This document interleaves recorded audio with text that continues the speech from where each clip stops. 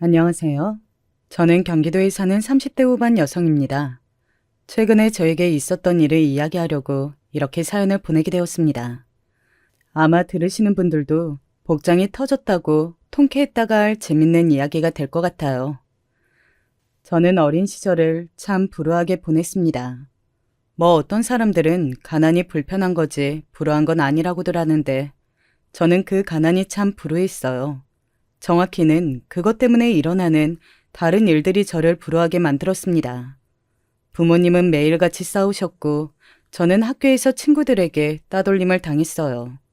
오로지 가난하다는 이유 하나만으로 말입니다. 사람이 사람을 단지 가진 게 없다는 이유로 무시하고 괴롭히는 건 참 잔인한 일이라는 걸 일찌감치 깨달았어요. 죽고 싶을 만큼 괴로웠던 적이 많았거든요. 집을 나갈까 했던 적도 자살을 시도했던 적도 많았습니다. 그러다 어느 날 문득 이런 생각이 들었어요. 어차피 죽을 거면 뭐든 해보고 죽는 게 낫지 않을까? 하는 생각 말입니다. 이 가난을 벗어나기 위해 뭐든 해보고 그래도 안 되면 그때 가서 이런 결심을 해도 늦지 않을 것 같다는 그런 생각 말입니다. 그렇게 저는 하루하루 엄청나게 치열하게 살았어요. 공부도 치열하게 한 덕에 나름 인류대 소리를 듣는 대학에 장학금을 받고 입학했습니다. 물론 나중에는 등록금 때문에 바로 졸업하지 못하고 휴학을 밥 먹듯이 해서 회사를 좋은 곳을 가지는 못했지만 말입니다. 아르바이트를 많이 해서 학점이 좋지 않았거든요. 그 시절 저를 밥 먹듯 무시하고 깔보던 친구가 있었어요. 딱 봐도 여유로운 집안에서 고생 한번 하지 않고 자라 과외라는 과외는 다 받고 좋은 학교에 들어온 것 같은 그 친구는 저 같은 아이와 같은 학교, 같은 과에 다닌다는 사실이 몹시 자존심이 상해하는 것 같았습니다. 사사건건 시비를 걸고 무시하고 깔보고 그랬거든요. 언젠가 한 번은 제가 이런 이야기를 한 적도 있어요.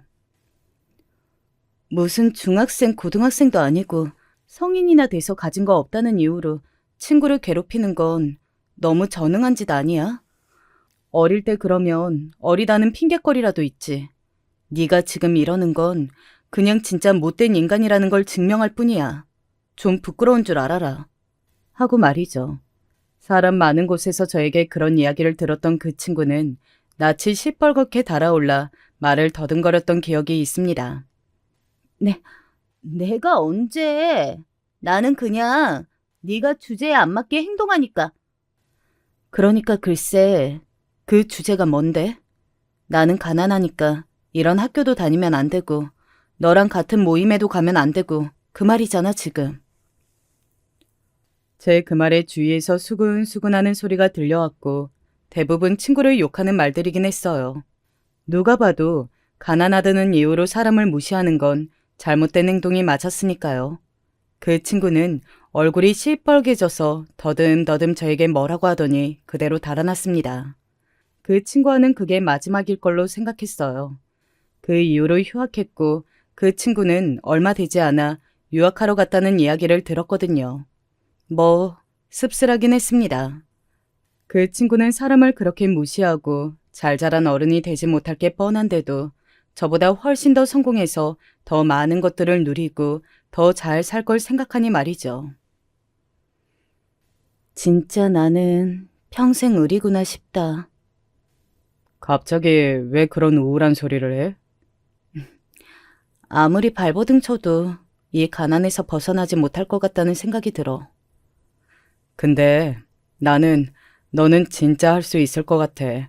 너는 정말 성공할 것 같다는 생각이 든다니까. 제 옆에서 그렇게 저를 늘 응원해주던 친구가 있었어요. 같은 학교였지만 다른 과인 친구였는데 동아리 활동을 함께 하다가 만나게 된 친구였거든요.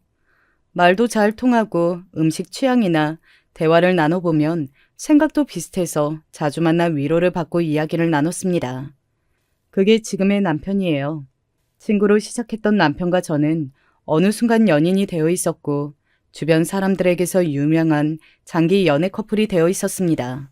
나중에 결혼한다고 알렸을 때 이미 니들 둘은 한 거 아니었냐는 말을 들을 정도로 말이죠. 남편의 집안은 당연하게도 저희 집보다는 훨씬 나았습니다. 뭐 어지간한 집들은 저희 집보다 다 낫긴 했지만 남편의 집은 그런 어지간한 집들보다 훨씬 잘 사는 집이었어요. 소위 말하는 집 자식이었습니다. 한 번도 돈 때문에 힘들어 본 적 없는 집에서 나고 자란. 그래서 연애할 때 안 맞는다고 생각했던 부분들이 아예 없는 건 아니었어요. 가끔 제가 겪은 어려움에 대해 아예 이해하지 못하는 경우가 있었거든요. 그럴 때면 남편과 제가 사는 세계가 너무 달라서 우리는 결혼까지는 할 수 없겠구나 생각했던 적이 있었습니다. 결혼하자. 나랑? 왜? 남편의 결혼하자는 청혼에 제가 저렇게 대답했었습니다. 정말 저는 왜라는 생각이 제일 먼저 들었거든요. 저보다 훨씬 좋고 나은 여자들이 줄을 서 있었을 텐데 왜 나지? 하는 생각이 먼저 들었던 것 같아요. 뭐 물론 연애야 좋아서 둘이 하긴 했지만 결혼은 현실이라는 말도 있잖아요. 연애 기간이 길어지면서 결혼에 대한 이야기를 꺼내지도 않길래 아, 우리는 결혼을 하지 않는구나. 당연하지. 그렇게 여겼던 것 같습니다. 반응이 뭐 그래. 나랑 결혼 안 하려고 했어? 당신이 나랑 결혼할 줄은 몰랐지. 우리는 차이가 너무 나잖아. 그냥 사람이 좋으면 하는 거지. 그걸 뭘 그렇게 신경 써? 나는 자기가 그런 생각을 하는 줄은 꿈에도 몰랐다. 그 일로 아주 작은 다툼도 있었던 것 같아요. 제가 남편과 결혼을 생각하고 있지 않았던 것에 남편은 상당히 서운함을 느꼈었거든요. 아무튼 그렇게 청혼받고 저희 집에 먼저 인사를 갔습니다. 당연히 저희 부모님께서는 쌍수를 들고 환영하셨어요. 좋은 대학에, 좋은 직장에, 게다가 집까지 잘 사는 번듯한 남자가 딸을 데려가겠다고 하니 마다할 부모가 어디 있겠어요. 게다가 저희 집처럼 가진 게 없는 집이 말입니다. 하지만 남편의 집 상황은 아주 다를 거 아니에요. 그래서 엄청나게 걱정했던 것 같아요. 혹시나 제가 마음의 상처를 많이 받을까 봐서 말입니다. 그래서 겁을 잔뜩 먹었었는데 그 모습을 본 남편이 이렇게 말하더군요. 지금 그 모습 우리 부모님이 보시면 웃으시겠다. 왜? 우리 부모님은 그런 거 정말 하나도 신경 안 쓰시거든. 아마 부모님 뭐 하시냐고도 안 물어보실 수도 있어. 그게 말이 돼? 며느리 될 사람인데? 그러신 분들이야. 내 안목을 절대적으로 믿으셔. 저는 그래도 속으로 그건 당신 생각이고 라고 생각했던 것 같아요. 사실 그렇잖아요. 모두 자신의 사람들은 좋은 점만 보려고 하는 것 말입니다. 하지만 남편의 말이 맞았어요. 뭐 부모님이 뭐 하시는지 그것까지 안 물어보는 정도는 아니었지만 제 집안 사정이나 환경 그런 것들을 하나도 묻지 않으셨습니다. 어쩌다 대화 끝에 집이 가난해서 어린 시절에 조금 힘들었다고 이야기하자 오히려 안쓰럽다는 듯 바라보셨어요. 아이고, 고생이 많았겠네. 그런 건 고생이 많았겠네 라곤 하면 안 돼. 이렇게 잘 자랐는데. 그러네. 그게 다 기반이 돼서 이렇게 잘 자란 거지. 그니까 가치 있는 경험이었던 거야. 정말 좋으신 분들이었어요. 제가 오죽하면 저런 부모님 밑에서 당신은 이만큼밖에 안 된 거냐며 남편을 타박했을 정도니까 말입니다. 결혼 과정은 이보다 더 순탄할 수 없을 정도로 순탄했습니다. 모든 게 말이죠. 하나하나 다 배려해 주셨고 저희 집 사정에 맞춰 주셨어요. 그래서 한 번은 제가 죄송하다고 이야기한 적도 있습니다. 그래도 생각하신 결혼식 규모라는 게 있으실 텐데 죄송해요. 아이고, 아니다. 니들 둘이 하는 결혼에 부모의 생각이 뭐가 그렇게 중요하냐. 결혼식 어떻게 하건 말건 두 사람이 잘 살면 되는 거지. 나는 그런 거 일절 상관없으니까 신경 쓰지 말거라. 얼마나 좋으신 분들인지 한 번에 아실 수 있겠죠. 저는 결혼을 하고 아주 많이 행복했습니다. 얼마 되지 않아 바로 아이를 가졌고 회사를 그만뒀어요. 뭐 시댁에 돈이 많아서 그만둔 건 아닙니다. 시댁 어르신들은 재산을 많이 물려주지 않겠다고 이미 선언하신 다음이었거든요. 기부할 단체까지 다 찾아보셨고 말입니다. 그래서 지원은 거의 없었어요. 그냥 남편의 월급으로만 살림을 다했습니다. 그래서 제가 일을 그만두고 나니 조금 빠듯하긴 했어요. 그래도 한 번도 손을 벌려볼 생각을 하거나 도와달라는 이야기를 한 적은 없었던 것 같아요. 아이가 조금 크면서부터는 작게나마 부업을 했거든요. 원래 제가 다니던 회사가 화장품 회사였는데 요즘은 해외의 화장품들을 한국에 판매권을 계약해서 유통하는 작은 업체들이 많았거든요. 저도 그 일을 시작했습니다. 초기 자본은 많이 들지는 않았지만 수익도 그리 크지는 않았어요. 아이를 키우면서 여기저기 미팅도 다니고 하느라 정신이 없던 때였습니다. 남편은 남동생이 있었거든요. 결혼한다고 하더군요. 이미 시댁에는 인사를 한번 갔다고요.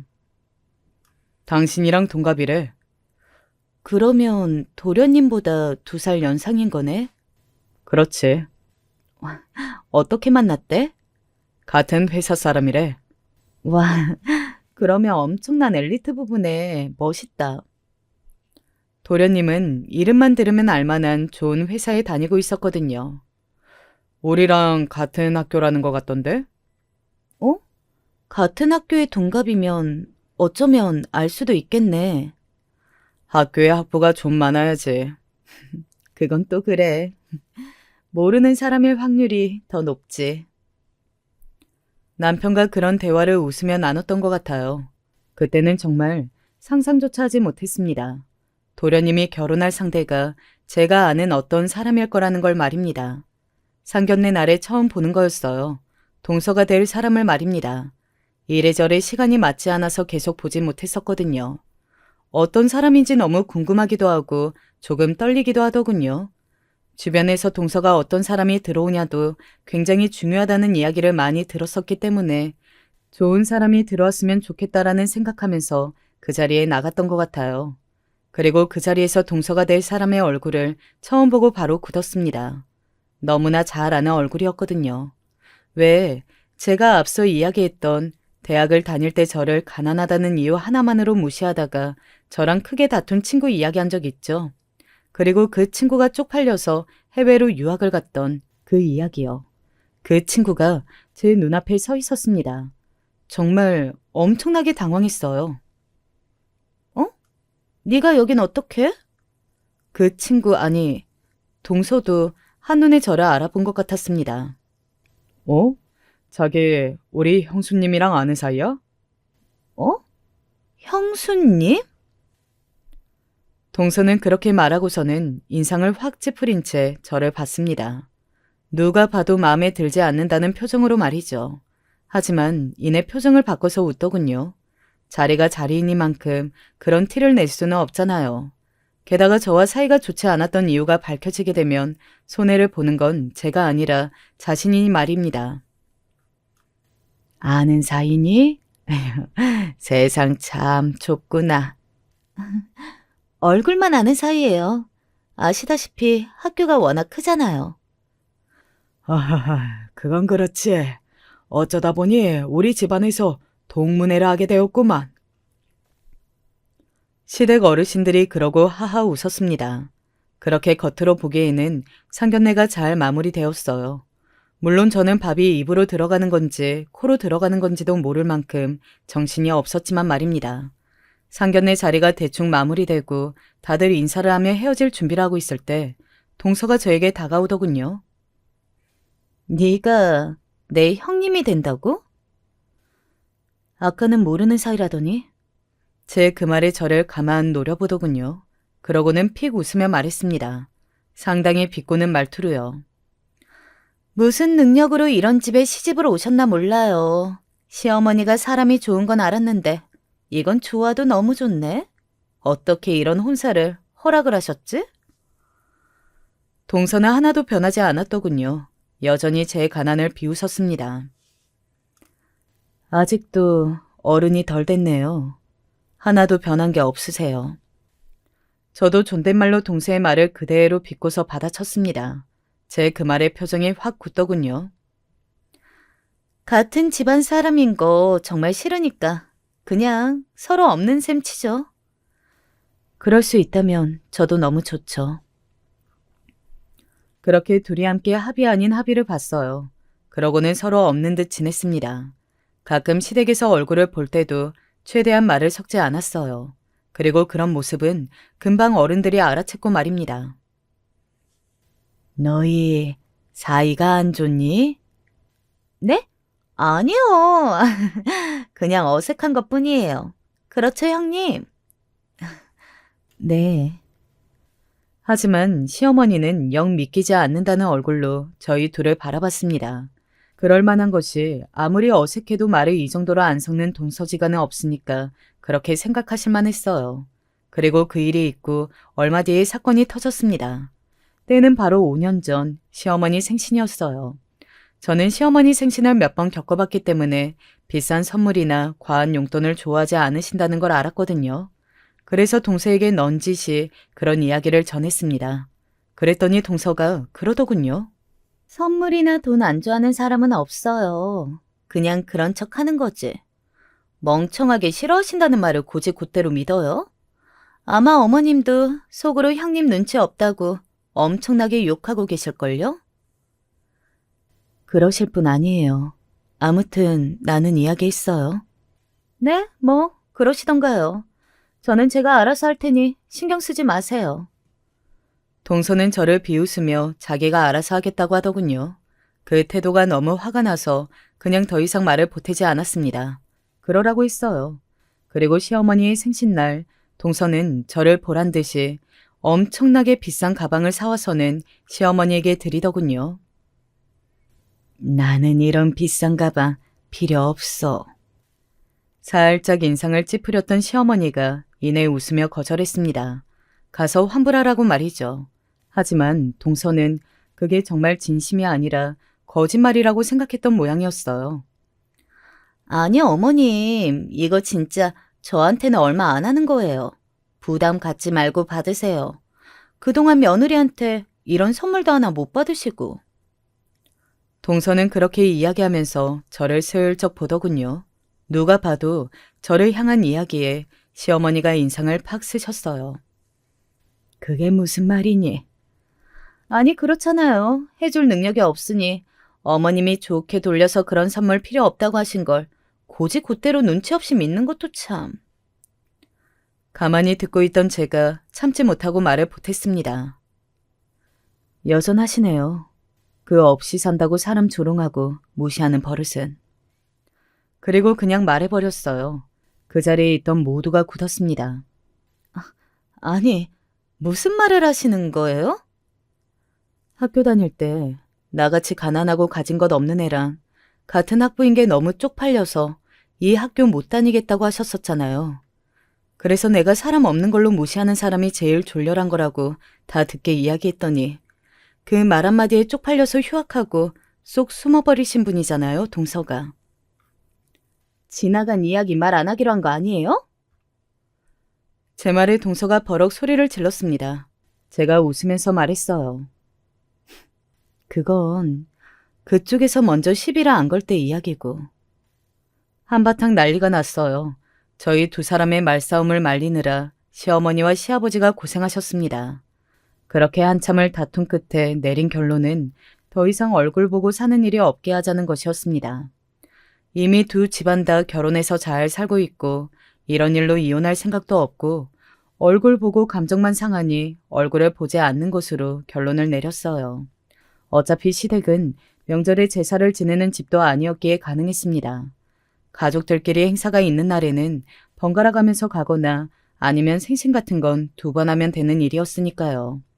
물론 그런 상황이 되기까지 그렇게 되지 않기 위해 시댁 어르신들이 노력했지만 저는 당연히 제가 잘못한 게 없으므로 동서에게 사과할 마음이 없었고 동서도 자존심을 꺾지 않았거든요. 그렇게 동서와 저는 얼굴을 보지 않고 살았습니다. 5년을 말이죠. 그러는 동안 많은 것들이 바뀌었어요. 이제부터는 그 이야기를 해드려야 할 것 같네요. 아까 제가 화장품 관련으로 라인센스를 사다가 파는 사업을 작게 하고 있었다고 했잖아요. 그 제품이 입소문을 나면서 여기저기 인플루언서들이 올리기 시작했고 소위 말하는 대박이 났습니다. 엄청나게 팔렸어요. 워낙 국내에서 아는 사람이 없었던 제품이었던 탓에 저희가 마진율을 높게 가지고 왔었거든요. 게다가 처음 계약할 때 일본과 중국 판매 라이센스도 다 계약해서 한국에서 인기가 많아지니 자동으로 일본과 중국은 따라왔고 금액은 상상을 초월했습니다. 정말 말 그대로 하루아침에 벼락부자가 된 거예요. 감당할 수 없을 만큼 바빠졌고 감당할 수 없을 만큼 돈을 많이 벌었습니다. 주위에서는 정말 다들 어떻게 이런 일이 있을 수 있냐 할 정도의 성공을 거두었습니다. 계약 기간이 다 되어 다른 큰 기업에서 그 회사의 판매권을 다시 사갔지만 그 전까지 저희가 벌어들인 돈이 정말 어마어마했어요. 돈이 어느 정도 이상을 넘어가니까 이게 얼마나 벌린 건지도 실감이 안 되는 수준이더라고요. 제일 먼저 이사를 하였습니다. 집 욕심이 대단히 있었던 건 아니었지만 그래도 좋은 집에서 한번 살아보고 싶었거든요. 그리고 남편 차를 바꿔주었어요. 남편은 웃으면서 자신이 장가를 너무 잘 알았다고 했던 게 기억이 납니다.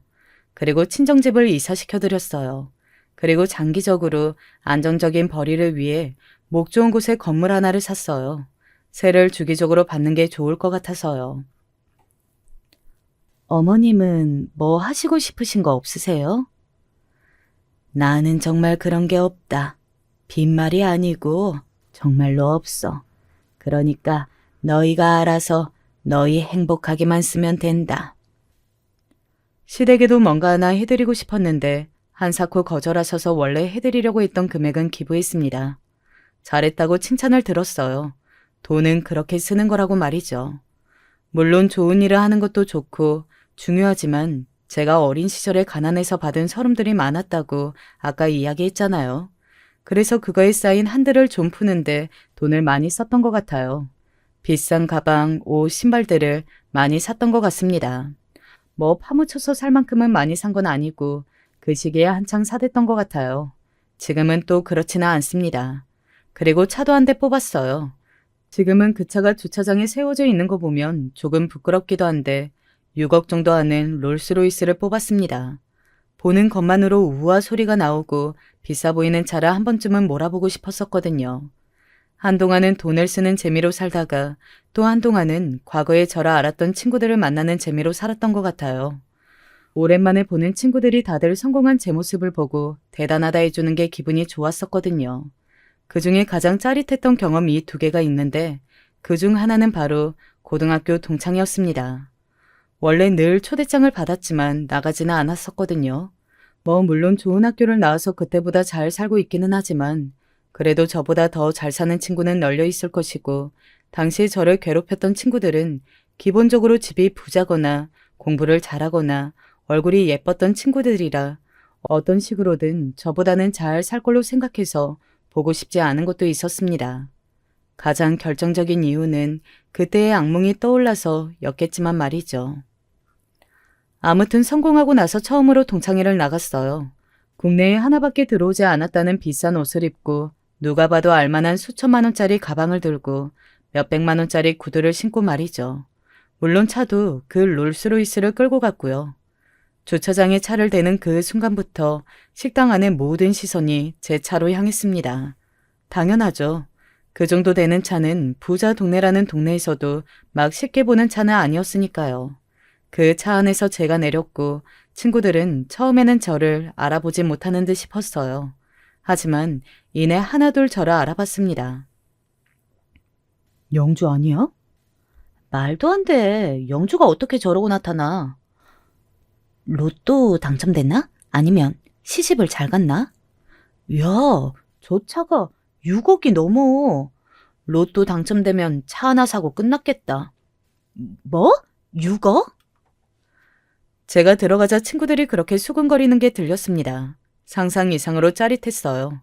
니들이 그렇게 무시하고 괴롭혔던 내가 여기에 그 누구보다 가장 성공해서 돌아왔다는 사실이 말입니다. 그걸 보여주는 것만큼 더 완벽한 복수는 없다고 말이죠. 동창들이 하나같이 우르르 몰려와 저에게 어떻게 된 일이냐며 물어댔습니다. 사업을 해서 성공했다고 하며 명함을 줬어요. 다들 인터넷에 검색해보면서 수군거리더군요. 와, 대박이네. 우리 중에 제일 잘 풀린 거 아니야? 하면서 말이죠. 그때 저를 가장 많이 괴롭히고 가장 힘들게 했던 동창이 저에게 다가왔어요. 그 친구 이름은 민재였습니다. 여태 동창회 한 번에 안 나오다가 성공하니 나온 거야? 왜? 우리 보여주려고? 민지의 그 말에 웃음이 비집고 나왔습니다. 그렇게 말을 한다는 건 꽤 배가 아프다는 뜻이었으니까 말이죠. 당연한 거 아니야? 내가 니들이랑은 비교도 안 되게 성공했다는 걸 보여주려고 나온 거지. 원래는 바빠서 잊고 살았는데 마침 요즘 조금 한가했거든. 그런데 딱 초대장이 집으로 날아왔지 뭐야. 유치하다. 다 큰 어른이 돼서 이런 거 자랑하려고 여기 나온 게. 민지의 그 말에 제가 민지를 머리부터 발끝까지 눈으로 쫙 훑었습니다. 제 그 시선에 무척 당황하긴 하더군요. 너 여기에 나온다고 네가 가지고 있는 것 중에서 제일 좋은 것만 골라서 하고 나왔지? 그 옷이며 시계며 가방이며 구두며 그것도 너 다 여기 친구들한테 너 여전히 잘 산다는 거 보여주려고 그런 거 아니야? 진짜 친구들이 보고 싶어서 편한 마음으로 나올 거였으면 집 앞에 나가는 차림으로 나와야지. 너 지금 그게 집 앞에 나온 차림이야? 누가 봐도 머리부터 발끝까지 세팅을 하고 온 주제에 저에게 그런 이야기를 하는 게 웃기더군요. 제가 비웃으며 그렇게 말하자 민지의 얼굴이 새빨개졌습니다. 뭐 네가 머리 끝부터 발끝까지 걸친 거 손에 들고 있는 가방 다 합쳐봐야 내 가방 반의 반값도 안 될 것 같긴 하지만. 그 말에 이를 꽉 깨물더군요. 나중에 들어봤더니 민지는 자라면서 가정 형편이 조금 어려워져서 준비하던 유학도 포기하고 그냥 한국에서 학교를 나와 평범하게 살고 있다고 하더라고요. 그런데 과거에 잘 살았던 시절을 잊지 못하고 비싼 옷이며 가방 같은 걸 사서 들고 다닌다고 말이죠. 그렇게 살고 있는 사람 앞에 제가 나타났으니 눈꼴이 매우 시릴만 하긴 했습니다. 게다가 없다는 이유 하나만으로 자신이 괴롭히고 깔봤던 친구가 말이죠. 그래서 다들 너보다 못 사는 거 봐서 기분이 좋니? 나는 니들이 나보다 못 사는 걸 봐서 기분이 좋은 게 아니야. 니들이 그렇게 괴롭혀대던 내가 이만큼 성공했다는 걸 보여주게 된 게 기분이 좋은 거지. 그거랑 그건 달라. 나는 누군가가 나보다 못한 걸로 기분이 좋아지지는 않거든. 너처럼. 사실 민지뿐 아니라 거기에 있는 모든 친구에게 한 말이었어요. 누군가 자신보다 못하다는 이유로 그걸로 우월감을 느끼고 남을 괴롭혔던, 그리고 그 괴롭힘을 모른 척했던 모든 아이에게 말이죠. 그만큼 성공하니 그런 말을 해도 저에게 토 하나 다는 사람이 없더라고요. 그저 뭐든 콩고물이 떨어질까 봐서 잘 보이려고 하는 사람들밖에 말이죠. 그렇게 동창회까지 다녀오고 나서는 뭔가 하늘 다 아픈 것 같은 느낌이라 그랬는지 오히려 돈도 많이 쓰지 않고 집에서 조용히 지냈던 것 같아요. 아이 열심히 키우고 취미생활도 이것저것 가지면서 말이죠. 그리고 되도록 살림은 할 수 있는 건 제가 하려고 노력했습니다. 뭐 집이 워낙 컸었어서 청소하러 오시는 분이 오긴 했지만 그런 것 말고 부엌 일이나 빨래 정도는 제가 하려고 했던 것 같아요. 그날은 집에 있는 세탁기가 고장이 났던 날이었습니다. 뒀다가 해도 되는 일이었지만 그날은 하루 종일 집에 있기도 해서 어디 잠깐 드라이브라도 하러 나가자 생각했던 것 같아요. 주차장에 서 있는 거대한 제 차를 보고 잠시 생각했던 것 같습니다. 차를 작은 걸로도 하나 뽑아야지 원. 잠깐 나갈 때 큰 차는 아무래도 불편하긴 하더라고요. 그래도 어쩔 수 없이 그 차를 끌고 드라이브 겸 빨래를 하러 나갔어요. 누가 보면 굉장히 많이 웃기겠다고 생각하면서 말이죠. 빨래방을 가는데 롤스로이스를 끌고 가는 게 조금 많이 웃기긴 하잖아요. 아무튼 그렇게 차를 끌고 잠시 드라이브도 하고 동네 백화점에 가서 장도 보고 빨래방을 갔습니다. 제가 원래 평소에 만화를 좋아했었는데 그래서 만화책을 많이 샀었거든요. 서재에는 온통 만화책뿐이고 말이죠. 그래서 빨래가 돌아가는 동안 보려고 만화책 몇 권도 들고 나섰어요. 평일 낮 위아래로 추리닝 차림에 손에 만화책을 들고 빨래방 안에 앉아있는 모습은 누가 봐도 백수거나 전업주부거나 아무튼 그렇게 보이긴 했을 겁니다. 그렇게 한참을 빨래를 돌리고 있는데 문이 열리는 소리가 들리더군요. 그리고 누군가 저를 불렀습니다. 어머, 형님. 그 소리에 고개를 들었어요. 형님 맞죠? 어머, 여기서 다 뵙네요. 동서였어요. 근 5년 만에 보는 얼굴이라 일단은 놀랐습니다. 5년 동안 한 번도 보지 못했는데 마주친 곳이 동네 빨래방이라는 사실에 조금 놀랐어요. 상상조차 해보지 못했던 우연한 만남이었으니까요. 지나가다 형님 같아서 들어와 봤는데 형님 맞네요? 언제부터 그렇게 친했다고 반갑게 웃으면서 말을 거는 건지 모르겠더군요. 그래서 제가 지금 무슨 생각으로 저러나 하는 얼굴로 가만히 바라봤던 것 같습니다. 그리고 곧 그 이유를 알게 되었어요. 저를 가만 보던 동서는 저를 위아래로 훑더니 픽 하고 웃으면서 고개를 절레절레 젓더군요. 아, 지금 나를 우습게 보고 무시하려고 또 저러는구나 싶었습니다. 어떻게 5년이 지나도 사람이 변하지 않나 생각하면서 말이죠. 많이 한가하신가 봐요. 회사는 그만두셨어요? 생각해보니 동서가 제가 성공한 걸 모를 수도 있겠다 싶긴 하더라고요. 저희 사이가 좋지 않은 걸 아니까 도련님도 시댁 식구들도 일체 제 이야기라 하지 않는다고 듣긴 들었었거든요. 그러고 보니 저도 남편에게도 도련님에게도 시댁 어르신에게도 동서 이야기를 한 번도 들은 적이 없었습니다. 이 동네는 무슨 일인데? 아, 모르시는구나. 저 이사 온 지 2년 넘었는데? 아, 아무도 말을 안 해주니 말을 해줘야 알지. 제가 그렇게 중얼거리니 비웃더군요. 그러는 형님은 이 동네에 무슨 일이신데요? 아마 이런 부자 동네에 네가 올 일이 뭐가 있겠냐는 말이었을 겁니다. 모르긴 몰라도 동서가 사는 집보다는 몇 배는 비싸고 좋은 집에 살고 있을 텐데 그걸 모르니 그렇게 깔보는 투로 저에게 물을 수 있었던 거겠죠. 이 동네에는 무슨 일이시냐고요? 우리 동네니까 있지. 무슨 일은 무슨 일이야. 네가 아니 형님이요?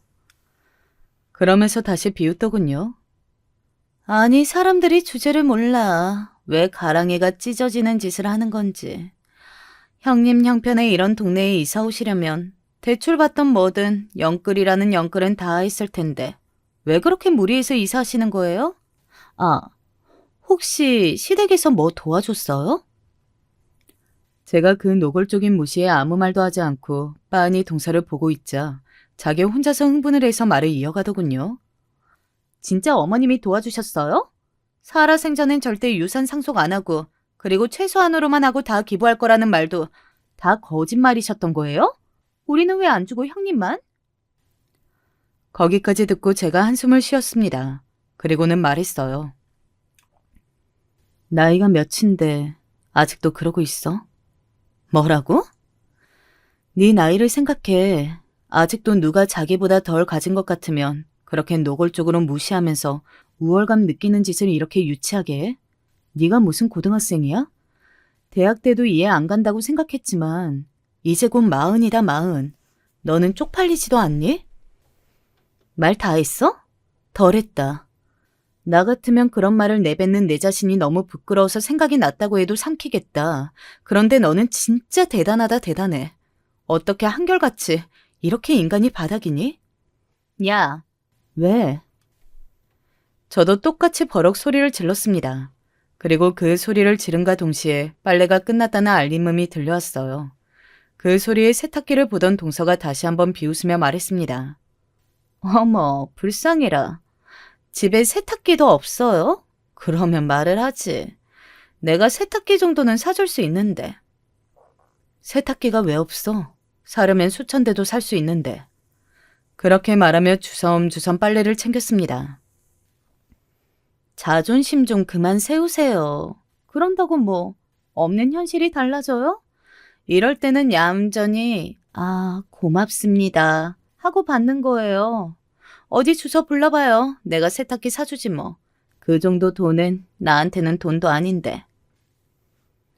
그 말에 저도 모르게 비웃음이 나왔어요. 그런 저를 동서가 빤히 바라봤습니다. 나한테도 그 정도는 껌값이야. 그렇게 말하니 무슨 말도 안 되는 소리라 하냐는 듯 저를 바라보더군요. 그런 동서를 잠시 바라본 뒤 빨래를 다 담은 바구니를 들고 밖으로 나왔습니다. 그런 저를 동서가 뒤따라 나왔어요. 자존심 세우지 말고 사준다고 할 때 받으세요. 자존심 구기는 건 잠깐이지만 세탁기는 남잖아요. 그렇게 이야기하는 동서를 가만 보다가 차키를 꺼내 눌렀습니다. 띡 하는 소리와 함께 제 차가 열리는 소리가 들렸어요. 그때만큼은 이 차를 뽑은 걸 다시 다행이라 생각했던 것 같습니다. 부를 자랑하기에는 이만한 차가 없긴 했거든요. 제가 차 뒷좌석에 빨래바구니라 아무렇지 않게 던져놓는 걸 동서가 입을 떡 벌리고 보고 서 있더군요. 정말 놀랐는지 아무 말도 하지 못했습니다. 동서가 얼마짜리 집을 사서 이 동네에 이사 왔는지는 몰라도 나는 지금 당장이라도 그만한 집을 몇 채씩은 살 수 있는 돈이 있어. 그것도 누구한테 받아서 부모님을 잘 만나서가 아니라 내가 잘나서 내 능력으로 번 돈으로. 아니, 이게 어떻게, 아니, 저 차가 지금 아니, 형님 차라고요? 가서 도련님한테 물어봐. 내 이야기는 하나도 못 들은 것 같으니까. 그러면 오늘 동서가 나한테 한 이야기를 내가 얼마나 우습게 들었는지, 오늘 동서가 얼마나 쪽팔리는 짓을 했는지 단번에 알 수 있을 테니까. 그리고 돌아서서 가려다 마지막으로 한마디 했습니다. 그리고 이제는 그 겉만 보고 사람 무시하는, 아니, 실제로 자기보다 없어도 사람 무시하는 그 질 떨어지는 버릇 좀 고쳐. 이렇게 부끄러워질 수도 있으니까. 그리고는 차를 타고 집으로 돌아왔습니다. 통쾌하기도 했지만 한편으로는 씁쓸하기도 하더군요. 만약 제가 성공을 하지 못했다면 오늘 그 수모를 다시 또 온전히 받아내야 했겠죠. 그리고 동서는 계속해서 변하지 않고 저를 무시했을 테고 말입니다. 그렇게 씁쓸해하며 집에서 퇴근할 남편을 위해 밥을 준비하고 있었어요. 퇴근한 남편이 제일 먼저 한 말이 이거였습니다. 오늘 재수 씨 만났어? 그걸 당신이 어떻게 알아? 동생한테 전화 왔던데? 일하고 있는데 재수 씨가 전화가 와서 당신은 어떻게 된 일이냐고 엄청 비싼 차를 몰고 우리 동네에 산다고 하더라면서 꼬치꼬치 캐물었다던데? 바쁘다고 나중에 이야기해준다고 하는데도 안 끊고 캐물었다고. 둘이 무슨 일 있냐고 묻더라. 그래서 다 말해줬대? 굳이 말하지 않은 거지 비밀은 아니니까. 다 말했대. 뭐라고 하더래? 엄청 충격받았는지 가만 듣더니 그냥 끊더라고 하던데? 무슨 일인데? 그냥 별거 아니야. 오늘 동네에서 우연히 만났는데 내 주제에 이 동네에 어떻게 사냐고 하길래 타고 다니는 차 좀 보여줬어. 제 말에 남편이 우하하 하고 웃더군요. 그 차를 보여줬으면 놀랄만 하긴 하지.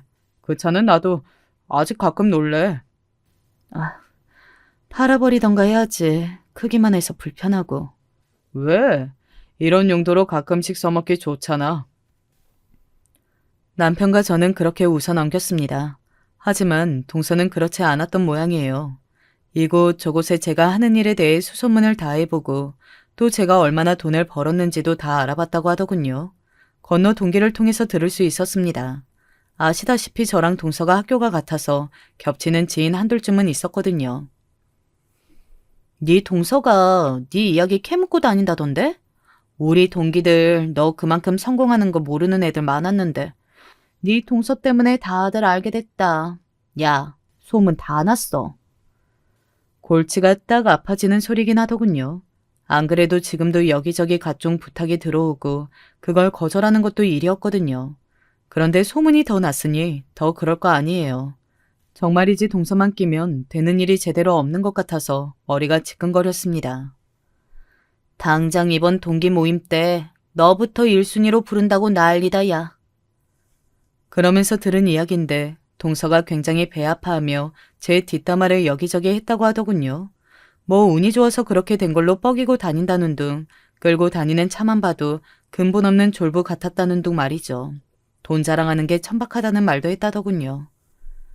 진짜 웃기지 않냐? 돈 자랑하면서 너 무시하던 애가 그런 말을 했다는 게. 그럴수록 배가 아파서 그러는 거 티가 나는 걸 왜 모를까? 뒤에서 다들 배가 어지간히 아픈가 보다 했다는데. 유일하게 나보다 잘났다고 생각했던 부분이 못해지니 그런 거지 뭐. 걔 이번 모임에 나온다고 했거든? 너도 꼭 나와라. 알겠지? 아, 또 거기 가면 여기저기 아쉬운 소리 해대는 걸 들어야 할 텐데. 그래도 무조건 나와. 그냥 코 납작해지는 걸 내 눈으로 봐야겠어. 원래 가지 않기로 했던 모임이었지만 친구의 그 계속되는 졸음으로 인해 저는 그 모임에 나가게 되었어요. 지난번 동창회 갈 때처럼 화려하게는 아니었지만 그래도 나름 신경은 썼어요. 오랜만에 동기들과 만나는 자리이기도 했지만 친구가 하도 예쁘게 하고 오라고 난리를 쳐서 말입니다. 우와, 진짜 때깔이 달라졌다. 그러니까 소문으로 너 성공한 거 듣긴 했는데 머리부터 발끝까지 그냥 사람이 다른 사람이 됐는데? 그런가? 나는 같은 거 같은데. 무슨 소리야. 완전 분해가 철철 흐르는구만. 그치. 완전 태가 달라졌다니까. 어? 사람은 성공하고 볼 일이야. 그때였어요. 문 쪽에서 어딘가 웅성웅성하는 소리가 들려서 고개를 돌리니 동서와 그리고 그 시절 동서와 친했던 그 무리가 서 있더군요. 제가 눈으로 인사를 건넸습니다. 동서는 굉장히 기분 더러워 보이는 얼굴로 저에게 다가왔어요. 나오는 거였어? 이런 모임에서는 자연스럽게 반말이 나오더군요. 그동안은 존댓말을 쓰더니 말입니다. 뭐 그것도 저 비꼬려고 하는 존댓말이긴 했지만요. 하도 나오라고들 해서 누구 때문에 내가 뭐 하는지 소문이 다 났더라고. 제 그 말에 동서가 한쪽 눈썹을 슬쩍 올리더군요. 그냥 잘난 척 하고 싶어서 나온 건 아니고, 이봐라, 나 이만큼 성공했다 하고. 원래 동기 모임이라는 게 반쯤은 그런 모임인 거 아니야? 그래서 너도 해마다 나와서 잘난 척이라는 잘난 척은 다 하고 갔다며. 너 어디 사는지 뭐 하는지 모르는 애들이 없던데? 네가 하도 말을 많이 하고 다녀서? 제 그 말에 동서가 인상을 확 찌푸리더군요. 그리고 다들 축하만 해주던데 지금 여기서 내 성공이 안 이꺼워서 이렇게 노골적으로 배 아픈 티를 내는 사람은 너밖에 없어. 다들 속으로 욕하고 있을걸?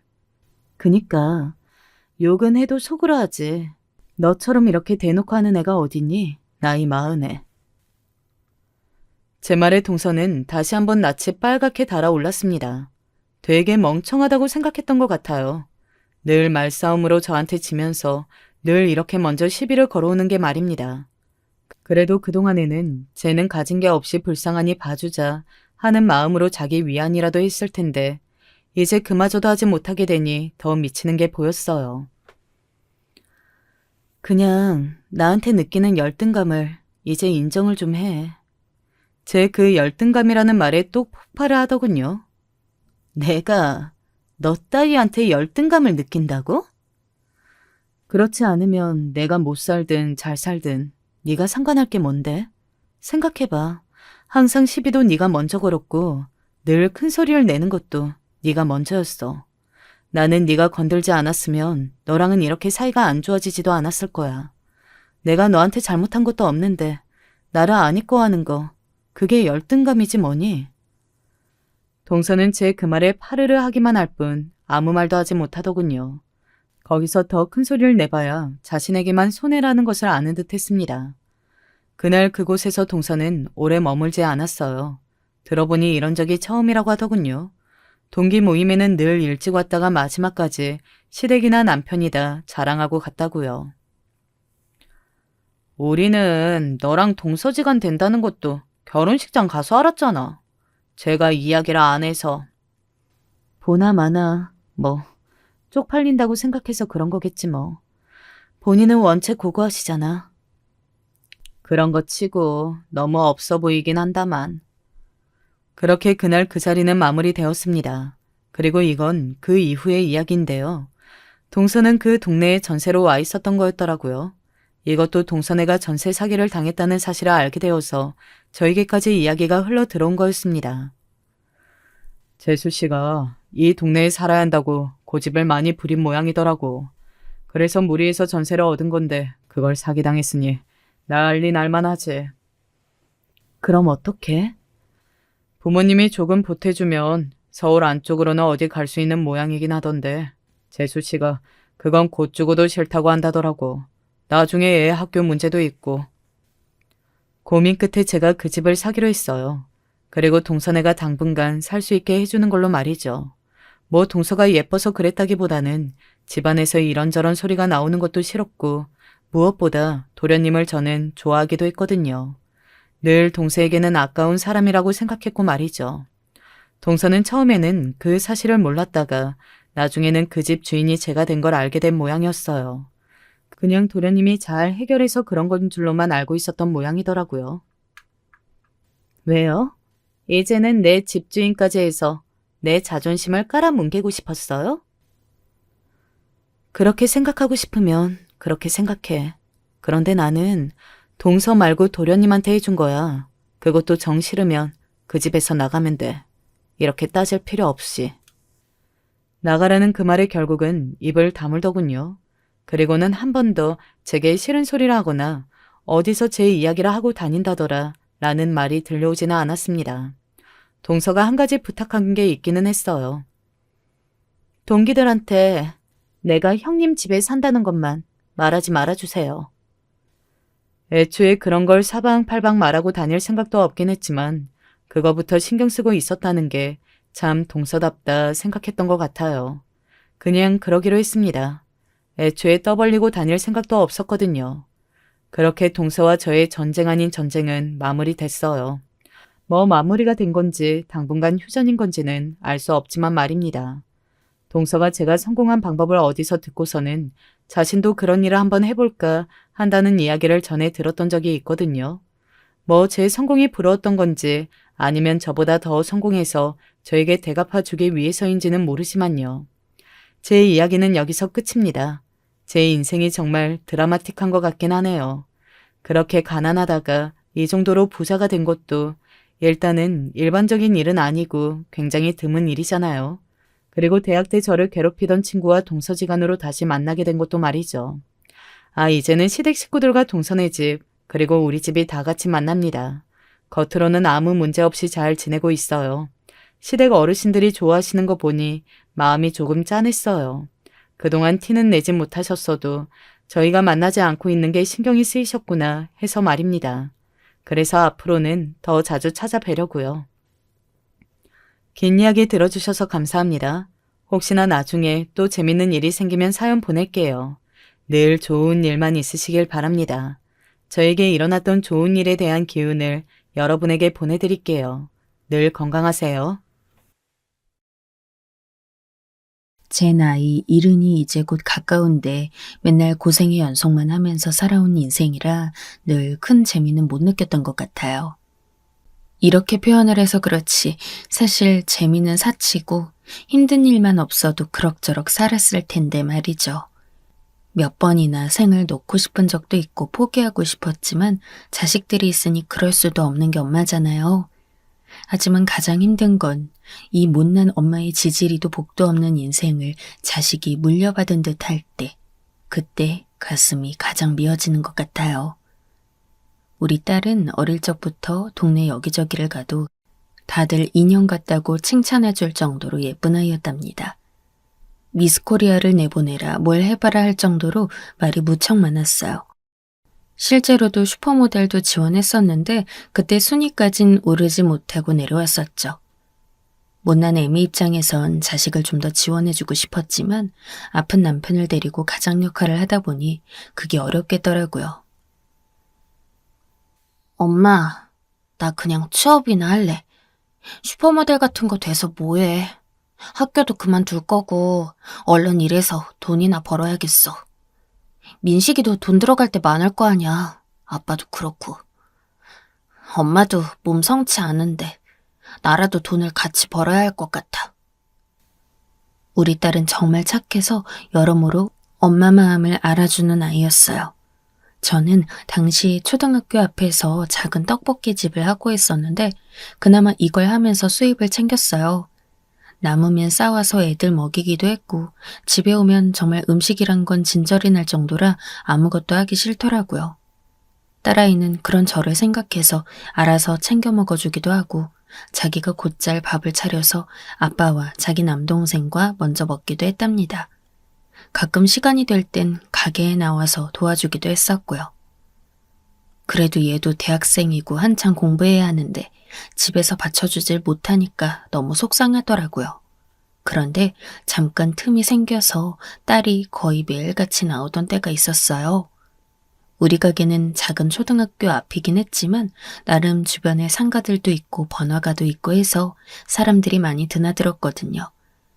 별 볼 일 없는 떡볶이 집이지만 그래도 이런 분식을 먹고 싶어 하는 어른들도 간혹 있으니까요.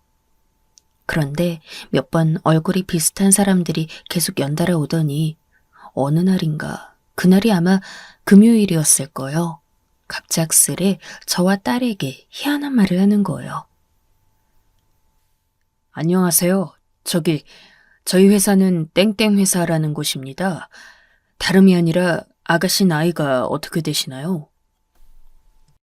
선글라스를 쓰고 양복을 입은 남자 둘이서 이렇게 물어오는데 우리가 당황한 얼굴로 보자 대뜸 명함을 건넸어요. 저희는 가수, 탤런트를 양산해내는 회사예요. 아가씨 얼굴 이미지며 키며 여러모로 저희 회사가 이번에 원하는 신인과 잘 맞는 것 같아서요. 혹시라도 생각 있으시면, 아니, 가급적이면 연락 주셔서 오디션이라도 받아보셨으면 좋겠어요. 저희 회사에는 땡땡땡 같은 연예인도 같이 일하고 있어요. 저는 이때 언급한 사람이 누군지 잘 모르겠지만 딸 말로는 꽤 유명한 사람이라고 하더군요. 그래서 그냥 그런갑다 했어요. 딸은 한창 고민하더니 오디션을 보겠다고 하더라고요. 엄마, 이런 기회는 흔하다면 흔하고 없다면 없는 거야. 안 돼도 어쩔 수 없으니까 나 한번 받아볼래. 그러더니 딸은 즉각 진행해서 오디션을 보더니 그 길로 합격한 거예요. 사실 더 어린 친구들이 가수를 준비하러 들어간다던데 우리 딸은 배우 쪽으로 길을 잡아준다고 하더군요. 우리도 참 신기했고 딸이 회사에서 있던 일들을 얘기해 주는데 실감이 잘 나지 않았어요. 그런데 배우 준비한답시고 사진도 찍어야 하고 얼굴 손도 봐야 하고 돈 드는 구석이 적지 않더라고요. 아무튼 그런 와중에 엑스트라로 단역 출연도 했는데 이 회사에서 머무는 시간이 생각보다 길어진 거예요. 그런 와중에 우리 아들은 대학을 갔고 등록금도 들고 남편 치료비도 많이 들다 보니 경제적인 상황은 나아질 일이 없었죠. 누구 하나라도 그저 좀 무난하게만이라도 인생을 살았으면 좋을 텐데 다들 이렇게 음지에서 수면 위로 떠오르지 못하고 있는 거예요. 저도 점점 일을 하다가 한계가 와서 어떤 날은 가게를 못 여는 날도 있고 딸은 회사를 다니면서도 절 도와주러 오곤 했었어요. 배우로서 본격적으로 전향하기에는 빵빵하게 지원해줄 돈도 부족하고 이러나 저러나 돈이 원수더군요.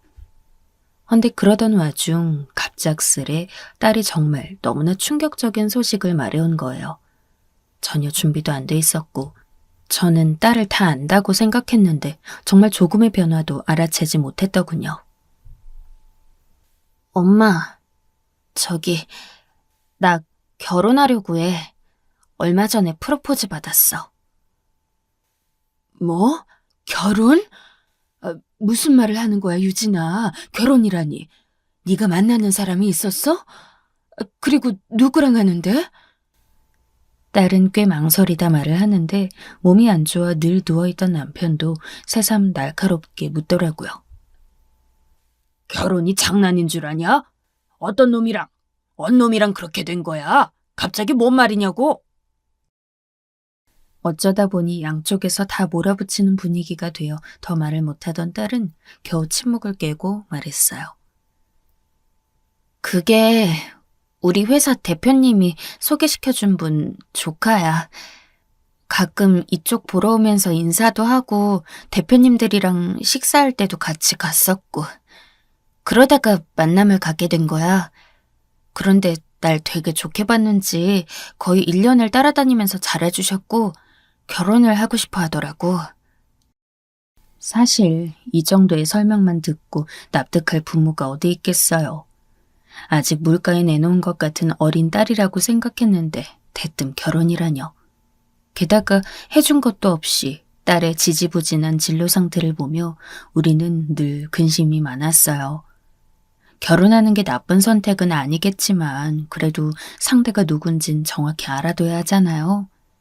그리고 저는 딸이 누군가를 만나고 있다는 걸 전혀 알지 못했거든요. 서운하기도 했지만 미안한 마음이 너무 컸어요. 맨날 붙어 지내는 자식이라고 당연히 다 알고 있다고 생각했는데 생계를 이어간답시고 바빠서 늘 지쳐서 잠들고 일이나 나와서 도와달라고 하고 딸아이가 어떤 생각을 하고 누굴 만나는지도 모르고 있었던 거죠. 아무튼 우리의 불안한 마음을 눈치챘는지 딸은 그 청년을 데리고 인사를 왔는데 우리 부부는 솔직히 이전까지만 해도 그닥 뚜렷한 이미지를 상상해 볼 수 없었어요. 하지만 우리 앞에 나타난 그 청년은 마치 본인도 연예인인 양 키도 아주 크고 얼굴도 번듯하게 잘생긴 게 저렇게 생긴 청년을 누가 사위로 마다할까 싶더라고요. 저 유진이와 좋은 감정으로 만나고 있어요. 꼭 결혼 허락 받고 싶습니다. 저희 집에서는 어머님 아버님의 결정만 기다리고 있어요. 이렇게 말하는데 한편으론 어쩌면 딸의 행복이란 이쪽에 있는 게 아닌가 싶은 생각이 어렴풋이 드는 거예요. 26살이 되었으면 사실 결혼 생각할 나이긴 하죠. 게다가 이 청년은 집도 아주 유복해 보였고 우리 집에 선물이랍시고 사들고 온 선물도 아주 좋은 것들만 갖고 왔어요. 타고 온 차며 모든 것이 경제적으로 부유해 보였어요. 그런 집에서 우리 딸을 마음에 들어 한다니 딸 하나만이라도 저런 여유 있는 집에 보내서 편안하게 살 수 있게 해주고 싶더라고요. 하지만 남편은 극구 반대했어요. 당신은 뭘 몰라. 사람은 비슷한 사람끼리 살아야 잘 사는 거야. 유진이가 지금 뭘 알겠어? 제가 똥인지 된장인지 뭘 알겠냐고. 그냥 유진이 반반한 얼굴만 보고 데려갔다가 나중에 안 산다고 데려가면 어쩌려 그래. 사람은 늘 최악을 생각해야 하는 거야. 나라고 일하다가 이렇게 사고 나서 이 모양이 될 줄 알았겠어? 남편은 워낙 험한 사고를 겪고 절이 되어 그런지 모든 일에 부정적이고 칼같이 예민했어요. 피해의식도 많아서 툭하면 저에게 싸움을 걸어오기도 했고 자기가 반장애인이 되었으니 무시하는 거냐며 뭘 집어던지기도 했죠. 그러니 우리 집에서 남편의 말은 크게 힘이 없었어요. 남편 말이 틀린 건 아니지만 그렇게 설득력은 없었고 일단 딸이 너무 배시시 웃으면서 좋아하니까 그 모습이 정말 크게 느껴지더라고요. 유진아, 엄마는 너만 행복하면 괜찮아. 너도 그 청년, 선일이라는 청년이 좋은 거니? 저쪽 부모님도 좋으신 분이고? 딸은 저에게 뚜렷하게 애정을 표현하진 않았지만 하여간 자기는 몹시 행복하다고 좋다고 했어요. 그러다 보니 순식간에 결혼이 앞당겨져서 날도 잡고 금방 모든 것들이 빠르게 치러지게 됐죠. 그런데 결혼이 성사되는 과정에서도 저도 어느 정도 캐치를 했어야 했는데 예비 사돈이나 그 집 시누이들이 조금 성격이 강해 보이긴 했어요. 우리 형편을 대놓고 묻진 않았지만 누가 들어도 알 수 있을 정도로 돌려서 물어보는 성향이 강했어요. 어머, 그럼 사돈 댁에서는 정말 유진이만 개천에서 용난 수준... 아유, 죄송해요. 달리 표현할 게 뭐가 있을까? 암튼 유진이 정말 예쁘게 잘 키우셨어요. 고상하고 우아한 얼굴을 한 사돈은 외모는 진짜 천사 같은데 은근히 말할 때마다 뭔가 좀 경박하게 실수하는 게 느껴지기도 하더라고요. 딸이 결혼해서 1년 정도는 시댁에 들어가서 같이 산다는데 혹시라도 기죽는 일이 없을까 그제서야 좀 걱정되긴 했어요. 그래도 딸은 끝끝내 괜찮다며 절 안심시켰고 그때 유명한 호텔에서 결혼식을 올리게 됐죠. 우리 친정에서도 다들 축하해 주었고 남편도 그렇게 걱정하더니 막상 딸이 웨딩드레스 입은 걸 보고 눈물 짓더라고요. 잘 살라고 몇 번이나 손을 잡고 얘기하니 딸도 그 좋은 날 괜히 울컥했던 것 같아요. 아무튼 그렇게 해서 딸은 결혼 생활을 시작했고 우리는 이렇다 싶게 혼수 준비도 넉넉히 못해갔지만 사돈댁에서는 많은 것들을 해주셨더라고요. 딸 앞으로 차도 사주셨고 딸은 우리 집에 올 때마다 선물을 잔뜩 사들고 오기도 하고 저랑 남편을 태우고 드라이브도 자주 해주곤 했어요. 얘, 너 이렇게 나와서 돌아다니면 네 시어머니가 뭐라고 안 하니? 집안 분위기가 자유롭나 보다. 엄마는? 우리 시어머니가 뭐라고 할 일이 뭐가 있어. 어머니는 맨날 바쁘시고 집에 잘 계시지도 않아. 일도 다 여기 아주머님이 해주시고 부딪힐 일도 없어. 차도 어머니께서 사주신 거야. 요즘엔 여자도 운전 못하면 안 된다나? 아버님도 나 되게 예뻐해 주시고 결혼하니까 나 정말 좋아, 엄마. 딸은 정말이지 진심으로 만족하는 게 느껴져서 제 마음이 너무 푸근해졌답니다. 깐깐해 보이던 시어머니는 정작 자기 아들 부부에게 별 관심 없다고 했고 그 집에 같이 살고 있는 시누이가 하나 있고 또 그 위에 시누이는 시집을 갔다는데 그들과도 크게 마찰이 없는 것 같았어요. 전 이러나 저러나 다들 저보고 부잣집에 시집간 딸이 있어 좋겠다고 하는데 그거야 딸이 부잣집에 살고 있는 것일 뿐 전 아무것도 달라진 게 없었어요. 그리고 그래서도 안 되는 거고요. 우리 부부는 철저히 딸만이라도 좋아지길 원했던 거지 그 덕을 볼 생각은 추호도 없었거든요. 매일 아침을 깨우고 가게로 나가는 일들은 변치 않고 늘 계속됐고 아들이 제대하고 대학 졸업할 무렵에도 순전히 제 벌이로 인해 감당을 했답니다. 그런데 그쯤 딸이 임신을 했는데 우리야 이만한 경사도 없으니 그저 너무 기뻤죠. 저도 뭘 좀 좋은 걸 해먹이고 싶어서 불러서 밥도 먹이고 했는데 약간 좀 이상한 거예요. 유진아, 윤서방은 안 온대? 기왕이면 같이 와서 먹으라고 하지. 그 집 그 아주머니인가 보다는 못하겠지만 그래도 내가 이것저것 많이 했는데 바빠도 좀 들려서 먹고 가라고 해. 전 별 생각 없이 물었고 아들과 남편도 밥을 같이 들면서 무심결에 딸의 얼굴을 봤죠. 그런데 이상하게 딸의 얼굴이 어두운 거예요. 그러더니 괜히 고개를 파묻고 마구 밥을 먹으면서 그냥 편하게 친정 오고 싶다며 엉뚱한 답만 하길래 도통 뭔 소리인지 알 수가 없었어요. 윤서방 바빠? 왜 안 와? 이때 저도 그냥 넘어가 줬으면 좋겠는데 엄마로서 결혼해서 임신한 딸 얼굴에 그늘이 들이우니까 그게 안 되는 거예요. 근데 별 질문을 한 것도 아닌데 딸은 갑자기 울음을 터뜨렸고 우리 모두 너무 당황했어요. 왜 울어? 유진아, 왜 그래? 너무 힘든 일 있어? 제가 아무리 물어봐도 얘기해주지 않고 허겁지겁 밥을 먹고 딸은 돌아갔어요. 전 그날 잠을 이룰 수 없었고 며칠간 계속 뒤척이다가 남편의 성화에 결국 딸을 따로 불렀어요. 그런데 이때 듣게 된 얘기는 정말 기야말 내용들만 이어지더라고요.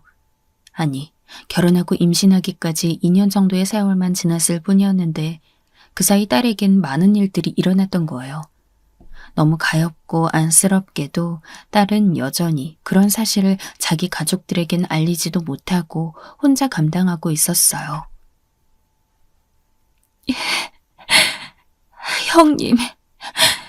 형님 때문에 너무 힘들어, 엄마. 어머니는 안 그러셨는데. 딸의 얘기를 들어보니 바로 위에 있는 시누이가 결혼했다가 이혼을 하고 돌아온 모양이에요. 이 사실은 얼핏 듣긴 했는데 그런 상태로 본인 친정에 들어앉은 거죠. 그러면서 그렇게 우리 딸한테 모진 말을 하면서 조롱하고 뭘 그렇게 시키고 원래 살고 있던 다른 시누이는 시집을 가서 집을 비웠다더군요. 처음에 우리 딸에게 무난하게 잘해주었던 시어머니도 딸이 이혼하고 돌아와서 온갖 히스테리를 부리니 그게 안쓰러웠나 봐요. 그런데 왜 돈이 없는 집도 아니고 그렇게 많은 집이 아들 부부 하나 독립을 안 시켜주고 데리고 있는 걸까요? 윤서방은 왜 계속 그러고 있는 거야? 대체 왜? 아니, 자기 누나가 자기 처를 이렇게 괴롭혀댔는데 왜 그 집에 계속 있는 거냐고. 아버님이랑 어머님이 자꾸 형님 편만 드시고 형님은 또 우리가 나간다고 하니까 너무 싫어하셔. 나도 대체 형님이 왜 그러는지 모르겠어. 이번에 임신한 뒤에도 어찌나 나랑 남편 사이를 이간질 시키시는지. 듣자 하니 진짜 이 형님이란 종자는 정말 못돼 처먹었더라고요. 자꾸 우리 딸에게 이런저런 말을 하면서 이간질을 시켰대요. 우리 남편 원래 나랑 결혼 전에 다른 여배우 A랑 만났다나. 자꾸 그런 말을 하시는 거야. 그 여자 지금 이혼하고 한국에 들어온 거 모르냐고. 둘이 만나고 있을 수도 있다고 말이야. 나보고 불안하지도 않니? 좀 더 기다렸다 임신하지. 왜 겁도 없이 덜컥 임신했냐고. 정말 억장이 무너지더라고요. 딸아이가 도저히 듣다 못해 자기 남편을 찾아가 말을 했더니 한 얼마간은 사위가 자기 누나랑 싸우긴 했나 봐요. 그래서 어떤 날은 심지어 몸싸움까지도 났다고 하더라고요. 그런데 나중엔 이런 상황이 자꾸 되니까 그 불똥이 나한테 떨어지더라고. 이젠 어머니도 나한테 화를 내셔. 너 때문에 애들끼리 원수가 됐다고. 그런데도 어머니랑 아버님은 절대 우리를 분가시킬 생각이 없으셔. 아직도 애들 같아서 더 끼고 살아야 한다나. 이건 처음에 결혼시킬 때랑 말이 다르잖아요. 처음엔 1년 정도만 데리고 있다가 내보낸다더니 그 잘 사는 부잣집에서 꾸역꾸역 데리고 안 보내주는 거예요. 시부모랑만 산다고 해도 힘든 와중에 이혼한 시누이가 들어와서 저렇게 설치는 거잖아요. 아휴, 대체 이 사달을 어쩌면 좋으냐. 애기 낳을 때까지 우리가 데리고 있겠다고 할 수도 없고. 딸은 그저 말없이 울기만 했고 저도 듣고도 해줄 수 있는 게 없으니 정말 갑갑했어요. 이러다간 부부 사이도 나빠질 텐데 임산부인 우리 딸에게 너무 가혹한 상황으로 보였어요. 딸은 그런 부분에서 조금도 안심하지 못한 채 계속 울고만 있으니 전 이러다가 애기라도 잘못되는 게 아닌가 싶어 매일매일 불안한 마음을 갖고 있었답니다. 그러던 어느 날 한 달도 채 안 되어 딸에게 전화가 걸려왔고 저는 참다 못해 사위를 호출했습니다. 자네, 이게 무슨 소린가? 정말이야? 자네가 뭐 여자 만난다는 소문이 있던데 이게 대체 무슨 얘기냐고. 자네 애 아빠 아닌가? 사위는 제 앞에 와서는 고개를 팍 숙인 채 그저 죄송하다는 말만 늘어놓았고 정말 야속하게도 절대 안으란 말은 하지 않더라고요. 딸아이가 받은 충격은 어마어마했으며 이후로 정말 다시 떠올리기도 끔찍한 일이 일어났어요. 얼마 가지 않아 딸은 아기를 멀리 보내주게 된 거예요. 아무래도 이 일뿐 아니라 자잘하게 쌓여있던 스트레스가 많았을 거예요. 이미 임신 초기부터 몇 번이나 하혈하며 유산 위험을 겪어왔었다는데 가슴이 찢어지다 못해 여기저기 난도질을 당한 듯한 기분이 들더라고요. 이때 수술을 하고 나온 딸을 차마 그 집에 둘 수 없어 제가 데려와 집에서 쉬도록 했어요. 아기를 낳은 거나 마찬가지인 몸으로 돌아온 딸. 저는 잠든 딸의 모습을 보며 그 맑은 얼굴을 내내 들여다보며 쓰린 속을 가눌 수가 없었어요. 결국 여러모로 결론은 났다고 보여졌어요. 딸을 다시 그 집으로 들여보내 자기 입으로 얘기하게 하고 싶지 않았어요. 제가 사위에게 말을 전했고 사위가 자기 부모님께 전달하도록 부탁을 했어요. 자네, 우리 유진이랑 그만 살게. 우린 정말 아무것도 바라지 않아. 그냥 유진이 우리가 데려오게만 해주게. 내가 할 말이 엄청나게 많은데 가타부타 더 하고 싶지가 않아. 이만하게 끝내는 걸로 알고 있겠네. 사위는 별 대답을 못한 채 가만히 있었고 저는 대차게 전화를 끊어버렸습니다. 우리 딸은 26살에 결혼해서 몇 년 살지도 못하고 이혼하고 거기다 아기를 가졌다가 제대로 안아보지도 못한 채 그렇게 보내고 제 품으로 왔어요. 내 아기. 내가 그렇게 품어서 예쁘게 키워냈던 아기. 키우는 내내 배불리 먹이고 예쁜 것도 못 입혔는데도 알아서 잘 자라주었던 미안한 내 아기. 그런데 이렇게 상처만 가득 입고 날개 하나가 떼어진 모양새로 주저앉은 우리 딸을 보니 전 견딜 수가 없었어요. 저도 한두 달 정도는 우울함을 등에 업고 그대로 나가서 일을 했지만 도무지 마음 안에 얼룩진 부분들을 떨쳐낼 수가 없어 너무 괴로웠어요. 아들도 저절로 이 처지는 분위기에 동화가 된 건지 밖으로 나가질 않고 집안에서만 있으려고 하더라고요. 넓지도 않고 그 좁은 집에서 덩치도 다 큰 성인 4명이 그렇게 부대끼고 있다 보니 도통 살맛이 나지 않았어요. 계속 이렇게 살 수는 없기에 저도 떡볶이집을 접었고 잠깐 쉴 생각으로 가족들끼리 어디 잠깐 바람이라도 쐬자고 했어요. 하지만 이 상황에 있어 가장 큰 주축이었던 딸은 전혀 이런 부분에 있어 동의하지 않더라고요. 엄마, 나 아무것도 하고 싶지 않아. 그냥 사람이 무섭고 다 싫어. 집도 너무 갑갑하고. 이렇게 말하기에 점점 너무 걱정이 됐죠.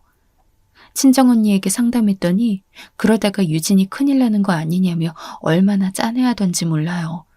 그런 말들을 듣고 있다 보니 하루하루 불안해서 살 수가 있어야죠. 그런데 그 와중에 딸이 사라지게 된 거예요. 엄마, 누나가 잠깐 자기 바람 좀 쐬고 오겠대. 연락은 한다고 하더라고.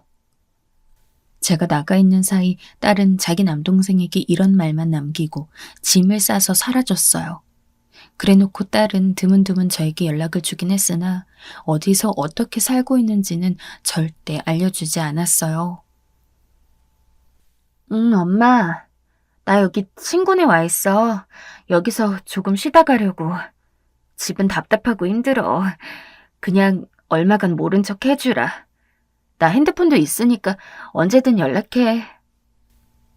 딸은 그렇게 말하며 어느 때는 친구네 집에, 어떤 때는 어디 산속에 들어가 있다고도 하고 아무튼 거처를 잘 알려주지 않았죠.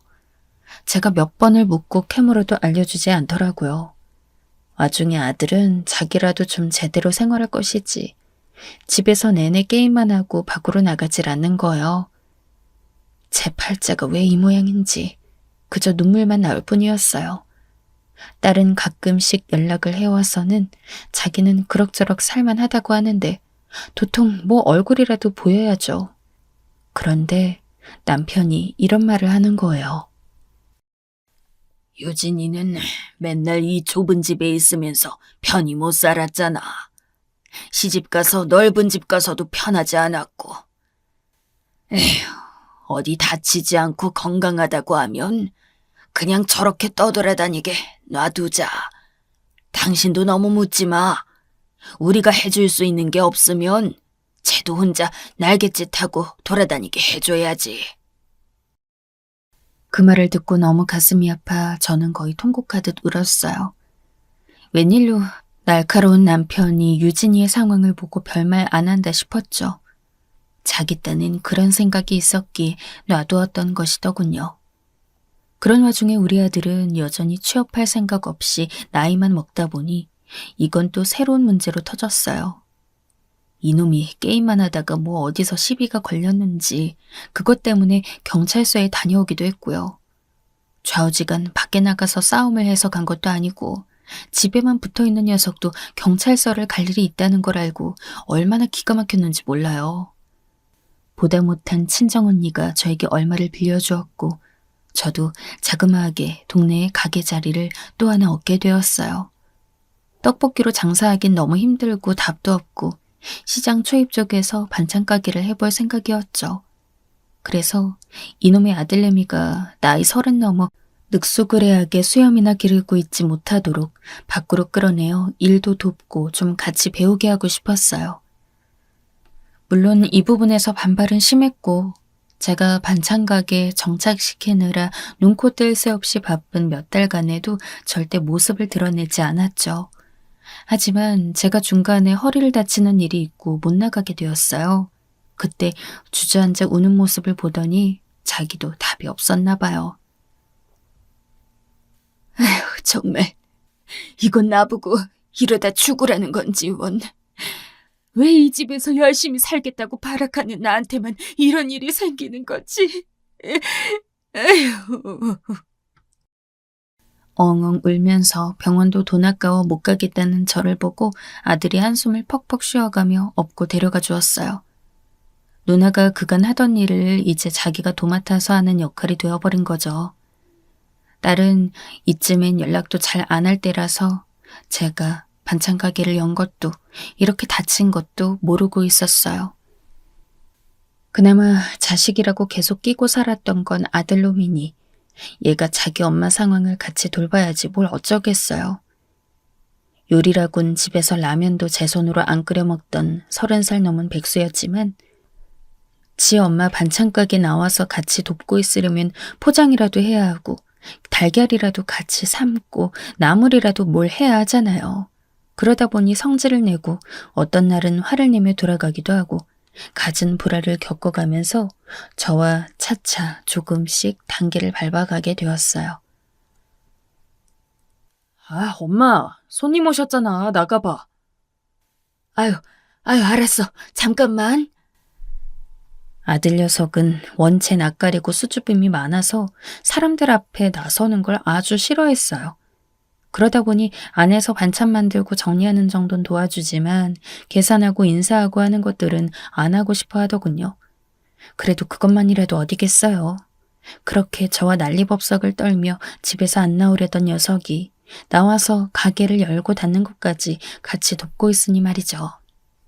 반찬 가게를 열 때는 우여곡절 일도 많고 건물주와의 싸움도 엄청 컸어요. 시장 안쪽 놀이터 부근에 있는 반찬 가게에서도 저한테 얼마나 텃살 부리며 시비를 걸어대던지. 그때는 진짜 움찔하면서 한마디도 못했었고요. 그런데 희한하게 아들 녀석이 여기서 도움이 되더라고요. 아주머니, 왜 그렇게 말을 함부로 하세요? 지금 저희 어머니한테 말씀하신 거예요? 우리 가게 문을 확 열어 제끼면서 욕부터 하는 그 극성맞은 아주머니에게 안에서 큰 덩치로 확 몸을 내보인 우리 아들이 같이 소리쳤어요. 웬 아짐에 혼자만 있는 줄 알았다가 웬 이따만한 남자가 나와서 같이 뭐라고 하니 움찔한 거죠. 그리하여 우리는 그 자리에서 꽤 오래도록 자리를 굳혀왔고요. 그렇게 해서 여전히 큰 수입은 못 벌었지만 둘이서 버는 걸로 먹고는 살았어요. 그 사이 집은 이쪽 근처로 이사를 했고요. 남편의 몸 상태는 이전보다 좋지도 나쁘지도 않은 채로 그렇게 10수년의 세월이 흘러갔어요. 그 사이 딸은 어딘가를 계속 떠돌고 서울 외곽 쪽에 직장을 잡는 것 같더니 다시 적응을 못한 건지 결국 엄마 품으로 돌아왔답니다.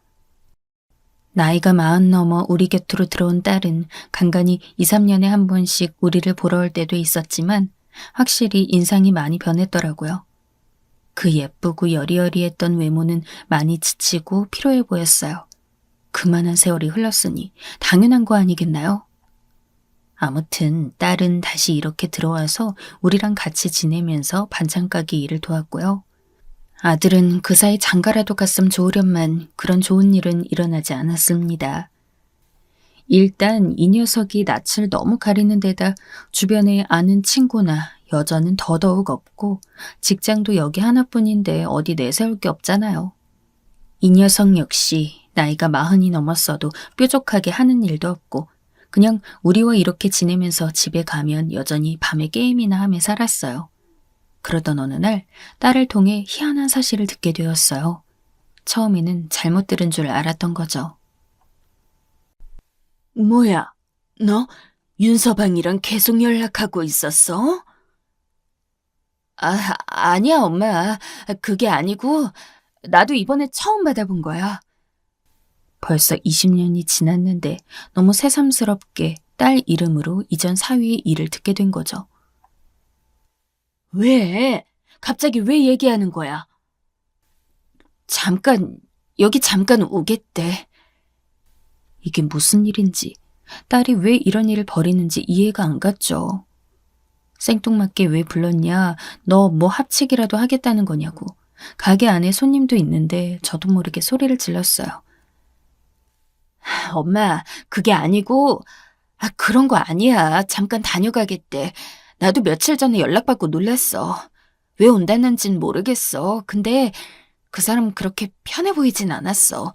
뭐 해코지하러 오거나 그런 건 아닐 거야. 좀 진정 좀 해, 엄마. 전 피가 거꾸로 솟을 지경인데 왜 딸은 바보같이 이를 이렇게 키우는 걸까요? 지금 와서 그 꼴을 뭐하러 보라는 건지, 왜 여기 가게까지 알려줘가지고 넙죽 허락해준 건지 이해가 안 갔죠. 아들 녀석도 안에서 듣더니 혀를 찢찢 찼어요. 그렇게 머릿속에 뭔 생각을 하고 있는지도 모른 채 그날 허둥지둥 일을 대강 하고 있는데 딸이 갑자기 전화를 받고 나가더니 문을 열고 누군가와 들어오더라고요. 어머님, 저 왔습니다. 딸이 말했던 그대로 전 사위였어요. 우리 딸만 나이 들었나 했더니 사위 역시 세월의 풍파를 많이 맞았더군요. 그렇게 크고 훤칠하더니 뭐 여전히 신수는 훤해 보이긴 했지만 나이 든 게 느껴졌어요. 무슨 일인가? 뭐 볼 일이 있어서 왔나? 별거 없음 가주게, 응? 솔직히 어지간한 친정엄마들이라면 그렇게 끝나버린 딸의 결혼을 삶에서 얼마나 속으로 곱씹었겠나요? 저에게 있어 그 사위는 그 어떤 원수보다도 크게 느껴졌어요. 제가 직접적으로 겪고 대했던 사람은 사돈이나 그 사돈 처녀가 아니라 사위라는 한 사람이니 모든 분노가 이쪽으로 쏠릴 수밖에요. 그런 와중에 사위는 고개를 들지 못하고 멀뚱멀뚱 서 있더니 구구절절 말을 늘어놓더라고요. 어머님, 정말 면목이 없습니다. 그런데 저도 편치는 않았어요. 그럼 편하길 바랐던 건가 싶어 확 쏘아봤는데 딸이 옆에서 거들어가며 하는 말을 들으니 좀 어이없더라고요. 말하다가 눈이 벌게져서는 그렇게 될 수밖에 없는 사정이 있었다나요? 듣고 보니 우리 딸이 임신을 했을 때 자기는 바람을 피우지 않았다는 거예요. 이혼한 누나의 성질머리가 너무 못돼 먹은 데다 중재를 하느라 너무 지쳤고 우리 유진이도 그 집에서 불행하게 사는 걸 보니 그냥 놔주는 게 맞겠다 싶었대요. 그래서 바람 피우는 거 맞다고 자기 입으로 우리 딸에게 직접 엉뚱한 거짓말을 해가며 자기 부모님에게도 말하면서 이혼을 하겠다고 했다더군요. 우리는 그 집에서 당연히 신나서 알겠다고 할 줄 알았는데 뭐 그렇지도 않았다는 거예요. 누나가 좀 별난 성격이에요. 그러고도 놔주려고 하질 않아서 나중에 병원도 가고 하여간 그런 시간들이 있었어요. 본인이 이혼한 충격이 커서 그렇게 동생네 부부를 뒤집어 놓고 막상 실제로 이혼한다고 하니까 자기 탓이 되는 건 싫었는지 잘못했다고 빌고 아주 감정 기복이 널뛰듯 했나 봐요. 그러니 사위는 완전 지치고 이골이 나서 그 집을 나왔고 한동안 해외에 가 있었다고 했어요. 하나밖에 없는 아들이 저 모양이 된 걸 보고 그쪽 부모들은 마음이 약해졌는지 이래저래 다시 결혼을 얘기했다나 봐요. 그래도 사위는 결혼할 생각이 없어서 안 하고 미루고 있다가 아버지가 아픈 관계로 어쩔 수 없이 어떤 아가씨랑 또 결혼을 했대요. 그랬는데도 1년도 안 돼요. 다시 이혼을 했나 봐요. 이 집에서도 계속 아들이 이러고 앉아 있으니 그냥 포기를 한 모양이고요. 저는 유진이를 잊을 수가 없었어요. 그래서 연락도 못하고 그러고 있었는데 계속 시간이 갈수록 도저히 연락을 안 해보곤 살 수가 없어서 몇 년 전에도 알아내서 연락을 했지만 받아주지 않더라고요. 당연한 거죠. 그래도 꾸준히 안부를 전해왔는데 요 근래야 유진이가 받아준 거예요. 그러면서 사위는 서류를 하나 내밀었어요. 저도 직접적으로 유진이 얼굴을 본 건 너무 오랜만이라 오면서 많이 마음을 추스르기 힘들었습니다. 아무튼 더 드릴 말씀이 없고 이게 제 마음이라고 알아주시면 될 것 같습니다. 사위는 서류를 준 뒤 이후로 가타부타 설명도 안 하고 이미 우리 딸에게 다 말해줬다면서 그렇게 다시 나갔습니다. 모든 얘기가 낯설고 귀에 잘 안 스며들었음에도 불구하고 사위는 이런 무거운 얘기만 남긴 채 거의 한 10분도 안 되어 자취를 감췄어요. 그리고 우리 쪽에 전해주고 간 그 서류란 딸의 설명을 듣는 내내 저와 아들을 심히 경직되게 만들었어요. 사위는 이런 식으로 뭔가 치료를 하고 싶었던 걸까요? 게다가 딸은 그걸 너무 무덤덤하게 읊는 거예요. 이게 뭐냐면 엄마, 땡땡동 부근에 있는 꼬마 건물이야. 그렇게 평수는 크지 않고. 아무튼 나랑 저 사람은 이미 얼마 전에 한번 얼굴 봤어. 어찌 살았냐고 얘기하면서 서로 사정도 들었고. 이게 뭐야? 이걸 뭐 어쩌라는 건데? 그냥 지금 뭐 어떻게 하자는 거 아니야. 그저 내가 그 옛날 나갈 때 아무것도 못 해준 게 마음에 걸린대. 위자료 정도라고 생각하면 안 되냐고 하더라고. 전 사위는 이렇게 자기가 갖고 있던 건지 자기 집이 갖고 있던 건지 하여간 꼬마 건물을 우리 딸에게 넘겼습니다. 원래 다른 걸 제안했는데 딸이 불편하다고 했던 모양이고요. 그런 거 받아서 뭐 하냐고 했는데 그럼 작은 거라도 받아달라는 거야. 안 그러면 자기는 계속 불편해서 못 살 것 같대. 계속 찾아오겠다고까지 말하더라고. 그러니 별 수 없었어. 나도 나이 들 만큼 들었고 엄마도 힘들게 살고. 그렇다 보니 엄마, 마냥 다 거절하기가 쉽지 않더라. 그래서 딸은 그 꼬마 건물을 받기로 했다는 거예요. 무슨 일이 일어나고 있는지 머릿속으로 빨리 정리가 안 되는데 하여간 딸의 결론은 이랬어요. 그래서 엄마, 여기 가게 정리하고 그쪽으로 옮겨가는 거 어때? 1층에서 장사하고 2층에서 뭘 해도 되고 아니면 세를 주던지. 그리고 3, 4층에서 살아도 될 것 같아. 저기, 딸은 그 말을 하면서 사진을 보여주더라고요. 역 근처라고 하는 아주 작은 4층짜리 건물이었어요. 나 이제는 많은 거 생각하고 싶지가 않아, 엄마. 처음에는 싫다고 밀어냈는데 준대잖아. 자기 때문에 젊은 날 다 날려버리고 이혼녀 됐고 애도 그렇게 보냈고. 뭐 진짠지는 모르겠지만 자긴 나 말고 사랑한 여자가 없대. 마음이야 무슨 말인들 포장을 못하겠나 싶지만 돈은 거짓말하지 않잖아. 나도 모르면 몰랐지. 이 사람이 이렇게 말하면서 마음을 전하니 나도 받는 게 낫겠다 싶어. 안 준다면 모르겠지만 준다잖아. 복잡하게 생각하고 싶지 않아.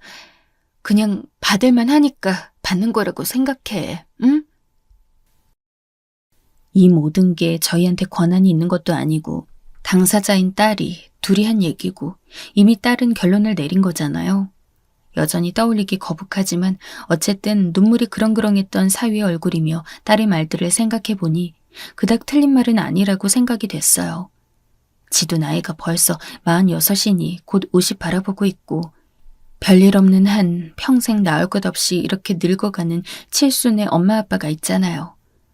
좀 더 어린 나이의 딸이었다면 손사래를 쳤겠지만 그간 자기도 안 보이는 데서 많은 고생을 했겠죠.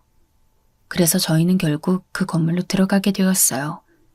딸이 계획한 대로 1층에서는 반찬 가게를 여전히 이어가기로 했고 2층은 아직 계획이 없어요. 그건 뭐 딸이 알아서 하겠죠. 하여튼 이렇게 들어와서 공사를 하며 날들을 보내고 있지만 그 사이도 궁금한 마음에 딸에게 몇 번은 물어봤어요. 혹시라도 합칠 생각이 있냐고 하더니 그런 건 전혀 아니라고 하더군요. 뭘 걱정하는지 알겠는데 전혀 아니야. 우린 이미 모든 것이 끝난 상태에서 미수금을 받은 정도일 뿐이야. 난 이렇게 엄마 아빠 옆에서 살다 늙을 거야. 그게 다라고. 사실 이때 남편과 아들 역시 다소 부정적이긴 했어요.